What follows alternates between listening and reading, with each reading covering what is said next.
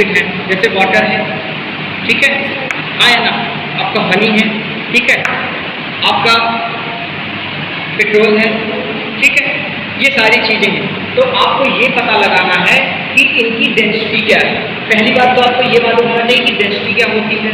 तो किसी भी चीज़ की जो डेंसिटी होती है वो डेंसिटी बराबर क्या होता है, मतलब किसी भी चीज़ का मास और उसका वैल्यू, इन दोनों को जब आपस में डिवाइड कराते हैं तो हमारी क्या लेकर आती है, डेंसिटी। याद रखना, डेंसिटी के कारण ही आपने देखा होगा पानी के जहाज पानी के ऊपर तैरते हैं और वहीं पर लोहे की कील अगर पानी में डालो तो डूबने लगता है, डूब जाता है। तो क्यों डूब जाता है, डेंसिटी के कारण डूब जाता है, ठीक है। जिसकी डेंसिटी ज़्यादा होगी वो ऑटोमेटिक नीचे बैठेगा। जैसे ये देखो, हमने एक ही प्रैक्टिकल ले रखा है, ठीक है, तो इसमें जिसकी डेंसिटी ज़्यादा होगी, जिस चीज़ की डेंसिटी ज़्यादा होगी वो आपका कहाँ होगा, नीचे। यहाँ पर ध्यान से देखो, अगर आप इससे अटैच करते हैं तो सबसे नीचे हमारा ये क्या है, सबसे नीचे हमारा हनी, जो ये ब्लैक कलर का हनी है, तो इसकी डेंसिटी ज़्यादा है। तो जिसकी डेंसिटी ज़्यादा होगी, मतलब जिसका भार ज़्यादा होगा वो जमीन में बैठ जाएगा। दूसरे नंबर पर हमारा ये क्या है, ठीक है। फिर तीसरे नंबर पे हमारा क्या है, और ऊपर सबसे क्या है, ऑयल। आपको ऑयल के बारे में एक बात बहुत अच्छे से पता है कि वाटर बेटा और ऑयल कभी एक दूसरे से मैच नहीं करता। अगर हम वाटर ले लेते हैं और ऑयल ले लेते हैं, और ये देखो ये हमारा ऑयल है, ये क्या है, ऑयल है, ये हमारा वाटर है। देखो वाटर और ऑयल दोनों क्या है, अलग है। अब बताओ वाटर की डेंसिटी ज़्यादा होगी या तेल की, वाटर की। तो वाटर कहाँ रहेगा, नीचे, तेल कहाँ रहेगा, ऊपर, ठीक है। तो जिसकी डेंसिटी कम होगी नीचे, तुमने सुना होगा ब्लैक, आपका जो ओशियन है, काला सागर जिसको बोलते हैं, उसमें कोई भी लोग डूबते नहीं हैं। क्यों, क्योंकि नमक का घोल होता है ज़्यादा, डेंसिटी ज़्यादा होती, तो उसमें आदमी क्या होता है, तैरता है। क्या करता है, तैरता है। तो जिसकी डेंसिटी कम होगी वो ऊपर अप करता रहेगा। तो देखो यहाँ पर तुम्हारे सामने हनी, शहद है, तो शहद की डेंसिटी सबसे नीचे है। फिर दूसरे नंबर पर वाटर है, फिर आपका तेल है, ठीक है, ऑयल है, ठीक है। तो ये तो प्रैक्टिकल किया जा चुका है, आपके सामने ये प्रैक्टिकल किए जा चुके हैं, है ना, कि किसकी डेंसिटी ज़्यादा है। तो आपने देखा हनी की डेंसिटी, फिर वाटर, वेजिटेबल ऑयल और कैरोसिन। भाई ये आपके सामने बना हुआ है, ठीक है। मैंने आपको इसको यहाँ पे टेस्ट किया, तो हनी, वाटर, वेजिटेबल ऑयल और कैरोसिन ऑयल, ठीक है। तो आपको ये पता करना कि किसकी डेंसिटी ज़्यादा होती है और किसकी डेंसिटी कम होती। तो जिसकी डेंसिटी ज़्यादा होगी वो बेटा कहाँ होगा, नीचे होगा। जिसकी डेंसिटी कम होगी डाल दें पहले, या किसी चीज़ को पहले डालो या बाद डालो।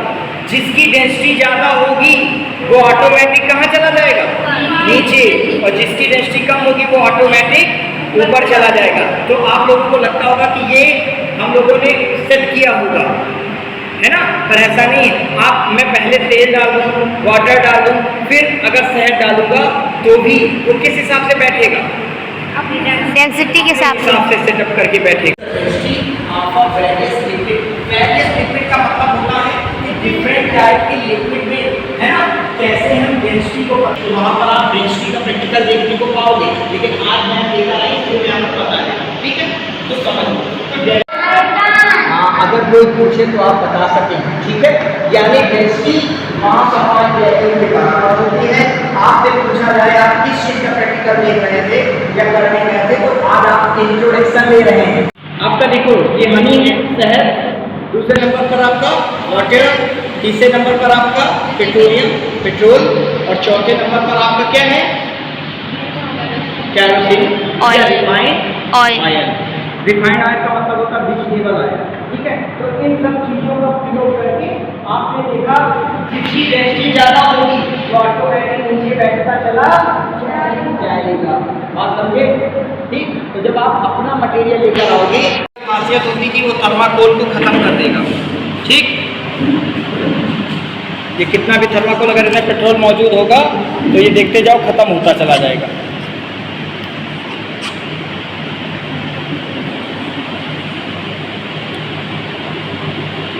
अभी ये खत्म हो जाएगा। इसका मतलब इसमें पेट्रोल मौजूद समझ गए। तो पेट्रोल इसको क्यों है कि पेट्रोल में इसको क्यों खत्म, देखो ये पूरा खत्म,